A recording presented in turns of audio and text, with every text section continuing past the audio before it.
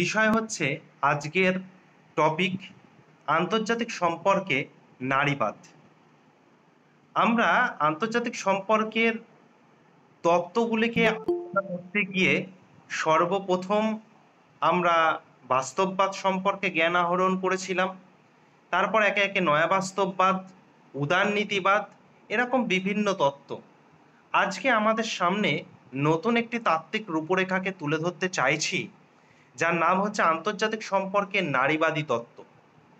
আজকে আন্তর্জাতিক সম্পর্কের নারীবাদ একটি নবীনতম তত্ত্ব এবং এক্ষেত্রে তাই অবশ্যই মনে রাখা প্রয়োজন আজকে সামাজিক তত্ত্ব হিসাবে নারীবাদ কতটা প্রসিদ্ধ বা কতটা আজকের দিনে গুরুত্ব পাচ্ছে সে বিষয়ে অবশ্যই সংখ্যা থাকতেই পারে, কিন্তু তবুও আন্তর্জাতিক ক্ষেত্রে আলোচ্য বিষয় হিসাবে নারীবাদী তত্ত্ব একটি সাম্প্রতিক সংযোজন। তবে আজকের দিনে বলতে যে এই গতকাল থেকে শুরু হয়েছে তা নয়। এই নারীবাদের জোয়ার বা এই নারীবাদের উত্থান আমরা মূলত দেখতে পাচ্ছি 1980-র দশকের পর থেকে। আন্তর্জাতিক সম্পর্কে নারীবাদ একটি বিশাল আলোকিত করছে। এক কথায় বলতে গেলে আন্তর্জাতিক সম্পর্কের যে নারীবাদী তত্ত্ব আছে সেই নারীবাদী তত্ত্বটি বিশ্ব ব্যবস্থায় একদা কিন্তু অবহেলিত ছিল, কিন্তু বর্তমান দিনে আজকে আমরা দেখতে পাচ্ছি যে ভারতের প্রেক্ষাপটে যেমন ৭৩তম সংবিধান সংশোধন, ৭৪তম সংবিধান সংশোধন, এছাড়াও আমাদের ভারতীয় সংবিধানে আজকে নারী পুরুষের সম্পত্তিতে সমানাধিকার, ভোটাধিকার সব কিছু দিয়েছে। তাই আজকে 1980-র পর থেকে এই নারীবাদী অধিকার শুধু ভারতবর্ষের প্রেক্ষাপটে নয়, সারা বিশ্বের প্রেক্ষাপটে একটি নতুন আলো জাগিয়েছে। আজকে নারীবাদী তত্ত্বের কথা বলতে গেলে আন্তর্জাতিক ক্ষেত্রে যে সকল তাত্ত্বিক গণেদের কথা আমাদের মনে পড়ে তাদের মধ্যে অন্যতম নাম হচ্ছে সিনথিয়া এনলোয়ে, সিলভেস্টার, ভি.এস. পিটারসন, গান স্টান্ডিং, এস সাসেন এবং জে পেটম্যান, জে ট্রু প্রমুখ তাত্ত্বিকরা তাদের নারীবাদী তত্ত্বের কথা তুলে ধরেছেন।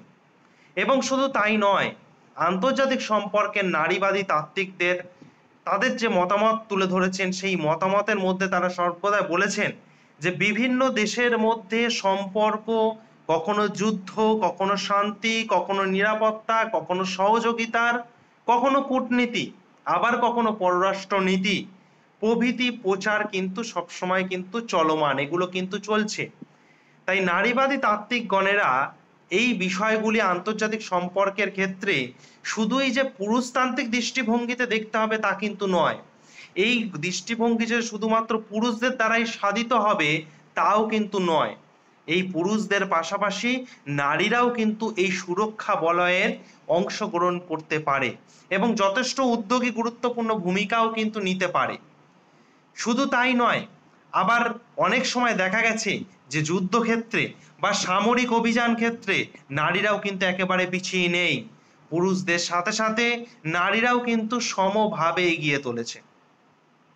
এবং একজন তাত্ত্বিক, নারীবাদী তাত্ত্বিক, তিনি বলছেন, তার নাম হচ্ছে সিনথিয়া এনলোয়ে, যার নাম আগেও আমি বলেছি। তিনি বলছেন যে আজকে কিন্তু এই অনেক ক্ষেত্রে বলে থাকি আমরা যে পুরুষদের জগৎ হচ্ছে বাইরেটা, নারীদের জগৎ আভ্যন্তরীণ ক্ষেত্র, মানে গৃহের মধ্যে।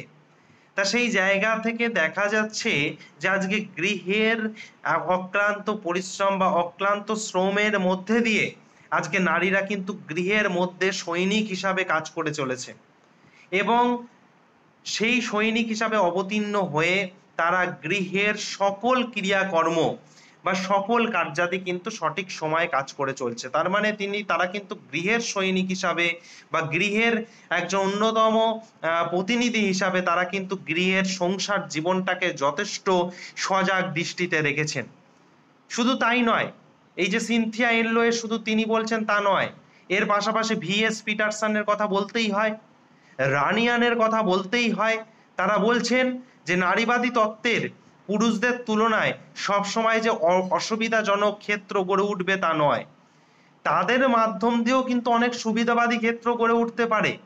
তারা পরিসংখ্যান দিয়ে দেখিয়েছে 1993 সালের প্রকাশিত একটি গ্রন্থ থেকে, এবং তারা বলেছেন যে 5%-এর কম মহিলা আজকে কিন্তু তারা মানে 5%-এর কম কম মহিলাও কিন্তু আজকে রাষ্ট্রপ্রধান কি হতে পারে, রাষ্ট্রপতি।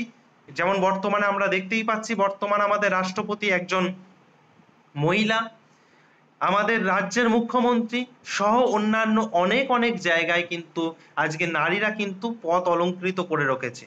যদিও তারা কাজ করার সময় 60% নিজেদের কর্মে লিপ্ত রাখে, মানে শুধুমাত্র যে নিজের গৃহের কাজের মধ্যেই তারা তাদেরকে নিপুণ দক্ষতা বজায় রাখে, তারা কিন্তু খোলস ছেড়ে বাইরের দিকে যেতে চায় না। কিন্তু 10% মানুষ তারা তাদের নিজেদের ঘরে নিয়ে যায়, মানে তারা একেবারে ঘরোয়া ঘেরাটোপের মধ্যে থাকে। তাই সমগ্র পৃথিবীতে 70% মহিলা কিন্তু এখনো পর্যন্ত নিরক্ষর। এটা কিন্তু এই দুজন প্রবক্তা বলছেন যে আজকে হয়তো আমরা নারীবাদ নিয়ে একটা বিশাল গলা ফাটাচ্ছি, কিন্তু তা সত্ত্বেও আমরা দেখবো এই 1993 সালে প্রকাশিত একটি গ্রন্থে আমরা দেখবো যে 70% মহিলা কিন্তু এখনো নিরক্ষর, 80% মহিলা কিন্তু এখনো উদ্বাস্তু। এই উচ্চমানের লিঙ্গ ভিত্তিক যে বৈষম্য আমরা লক্ষ্য করে থাকি, সেখানেও কিন্তু দেখব যে পুরুষরাই কিন্তু শ্রেষ্ঠ, সেখানেও আমরা দেখব পুরুষরাই উৎকৃষ্ট, নারীরা কিন্তু পিছিয়ে রয়েছে। সেখানেও আমরা দেখব যে পুরুষরা যেহেতু উৎকৃষ্ট, সেখানেও তাহলে আমরা দেখতে পাচ্ছি নারী পুরুষের বৈষম্য।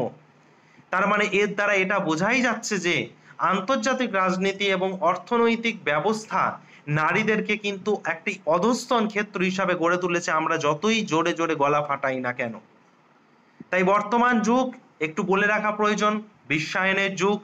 কিন্তু এই বিশ্বায়ন প্রক্রিয়ায় আজকে নারী পুরুষ সকলেই কিন্তু নিজেরা নিজেদের স্বাধীন চেতায় মেতে উঠেছে, এবং পুরুষরা যেমন সমস্ত সুযোগ সুবিধা পাচ্ছে, নারীরাও কিন্তু সুযোগ পাচ্ছে, কিন্তু শোষিতও হচ্ছে।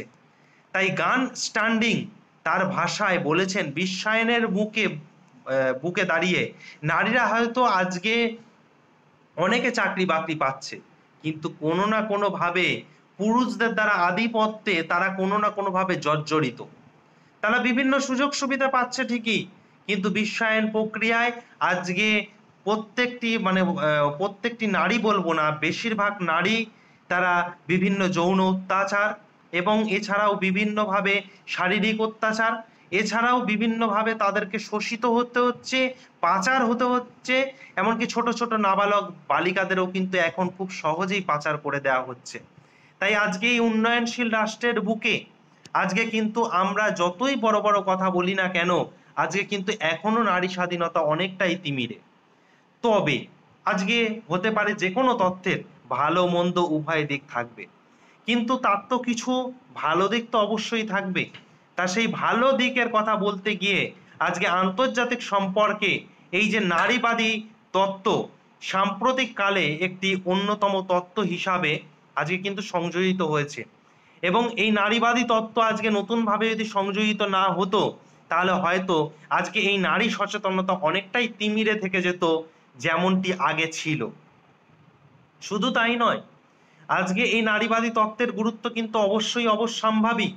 কারণ হচ্ছে এই যে লিঙ্গ সংবেদনশীল গবেষণাগুলো আজকে গড়ে উঠছে, আজকে উঠে আসছে, তার ফলে এই তত্ত্বের প্রভাবের ফলে নারীদের কিন্তু উন্নতিকল্পে ব্যবস্থা বা বিভিন্ন প্রতিষ্ঠানগুলি 1/3 নারীদের জন্য আসন সংরক্ষিত রাখা হয়েছে।